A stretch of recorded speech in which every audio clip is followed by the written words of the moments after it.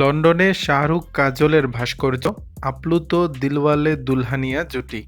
প্রায় ৩০ বছর আগে মুক্তি পাওয়া বলিউডের সুপারহিট সিনেমা দিলওয়ালে দুলহানিয়া লে যায়েঙ্গে এর স্মরণীয় মুহূর্ত উদযাপন করলেন শাহরুখ খান এবং কাজল।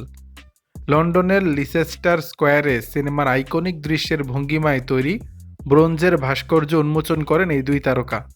আর এখনও যে সিনেমাটি মানুষের হৃদয়ে জীবন্ত তা নিয়ে উচ্ছ্বাস প্রকাশ করেন এই জনপ্রিয় তারকা জুটি।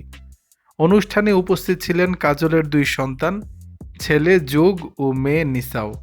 ছবিতে দেখা যায় মুষলধারে বৃষ্টির মধ্যে ছাতা হাতে কাজলের পাশে দাঁড়িয়ে শাহরুখ খান দুজনকেই হাসি মুখে এবং উৎফুল্ল দেখাচ্ছে।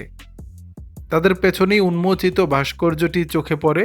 ব্রোঞ্জের তৈরি এই ভাস্কর্যটিতে কাজলের চরিত্র সিমরান এবং শাহরুখের চরিত্র রাজের বিখ্যাত পোস্টটি ফুটিয়ে তোলা হয়েছে।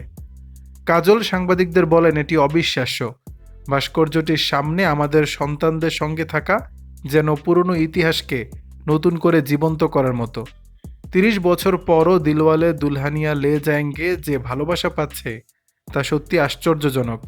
শাহরুখ খান বলেন, সিনেমাটি আমরা বিশুদ্ধ হৃদয় দিয়ে করেছি, ভালোবাসার গল্প বলেছি যা সব বাধা পার করতে পারে।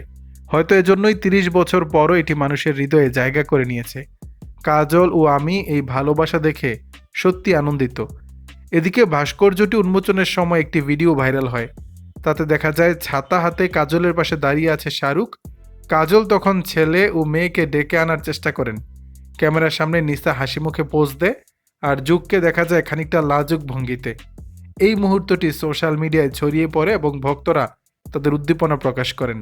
একজন ভক্ত লিখেছেন, যোগ আর শাহরুখকে একদম বাবা ছেলের মতো লাগছে।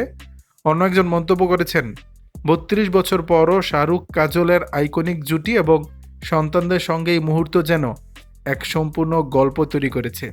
দর্শক, বিষয়টি নিয়ে আপনাদের মতামত জানাবেন নিচের কমেন্ট বক্সে।